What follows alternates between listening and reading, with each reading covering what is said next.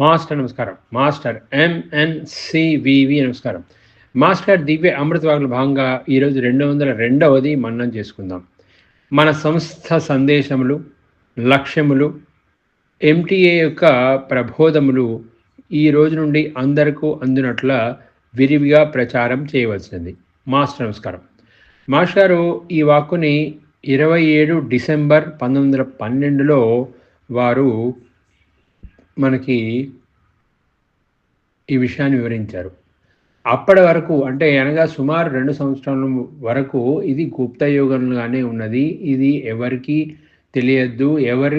ఎవరెవరిని మనకు కావాలో, ఏ సాధకుడు నా దగ్గరికి రావాలో వాళ్ళని నేనే తెప్పించుకుంటాను, నేనే వాళ్ళకి ఇనిషియేషన్ ఇస్తాను, నేను చెప్పే ప్రతి ఒక్క వాక్కి నేనే అల్టిమేట్ అని చెప్పి మాస్టర్ గారు అంతకుముందు మనకి చెప్పి ఉన్నారు.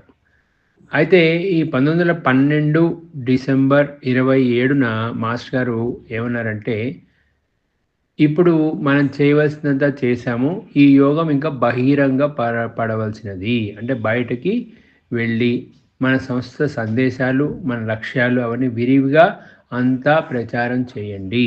ప్రచారం చేసి అందరికీ మన యోగా యొక్క ఫలములు అందే విధంగా ప్రతి ఒక్క చోటకి దీన్ని ప్రచారం చేసుకోండి. చక్కగా ఈ యోగాన్ని అందరికీ అవలంబించేటట్టుగా, అందరూ ఆ యోగంలో సాధనలోకి వచ్చేటట్టుగా మీరు విరివిగా ప్రచారం చేయండి అని చెప్పి మాస్టర్ గారు దీన్ని ఓపెన్ టు పబ్లిక్ చేశారనమాట. అంటే అందరూ ఎవరైనా ఆ యొక్క నియమాలని ఉల్లంఘించకుండా, నియమాల్ని పాటిస్తూ ఎవరైతే చక్కగా అండర్టేకింగ్ ప్రతిజ్ఞ చేసి మనము యోగంలోనికి ఇనిషియేషన్ తీసుకొని సాధనా కార్యక్రమాన్ని ముందుకు తీసుకువెళ్తాం. మన యోగంలో ఎటువంటి ఇబ్బందులు రాకుండా చక్కగా మన ఫిజికల్ మాస్టర్ గారు మన యోగాన్ని ముందు తీసుకెళ్తారు.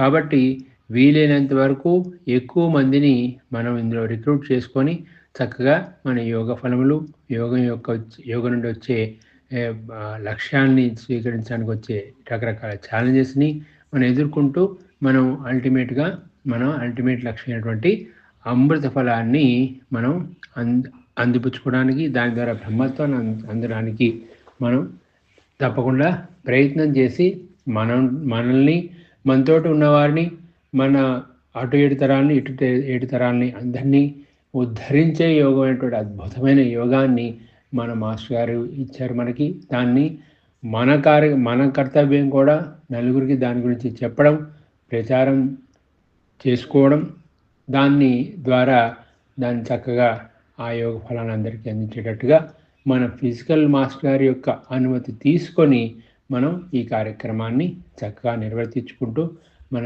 యోగా సంస్థలో ఉన్నటువంటి సభ్యులందరినీ పెంచుకుంటూ ఆ యోగాన్ని, ఆ లక్ష్యాన్ని అతి త్వరితంగా ఎంత ఎక్కువ మంది మన యోగంలో వస్తే సాధకులు అంత త్వరగా మనం లక్ష్యాన్ని చేర్చుకోవచ్చు. మాస్టర్ గారు అంతకుముందు ఒక మాట చెప్పున్నారు, ఎవరైతే భగీరథుడు లాంటి ఒక్క శిష్యుడు నాకు దొరికినా కూడా నేను ఈ యోగాన్ని చక్కగా ముందు తీసుకెళ్ళిపోతాను అని.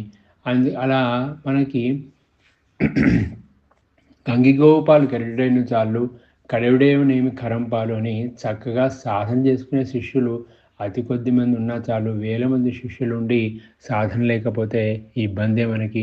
అందుకే అటువంటి వాళ్ళకంటే చక్కగా సాధన చేసే కొంతమంది అయినా మనకి అవసరమే. కానీ ఎవరు సాధన చేసేవాళ్ళు, ఎవరు సాధన చేయని వాళ్ళు, ఇవన్నీ కూడా మాస్టర్ గారి యొక్క దివ్య ప్రణాళిక ప్రకారం జరుగుతుంటాయి. కాబట్టి మనకి మన కర్తవ్యం చక్కగా మన యోగం గురించి అందరికీ చెప్పడం, వీలైనంత వరకు సంస్థల సభ్యుల్ని చేర్చుకోవడం, వారి యొక్క ఇబ్బందులన్నింటినీ అధిగమింపజేసేటట్టుగా ఫిజికల్ మాస్టర్ గారికి విన్నవించుకోవడం, చక్కగా మన యోగాన్ని అందరికీ విరివిగా ప్రచారం చేసి మన లక్ష్యాన్ని అతి త్వరగా చేరుకుందాం. మాస్టర్ నమస్కారం.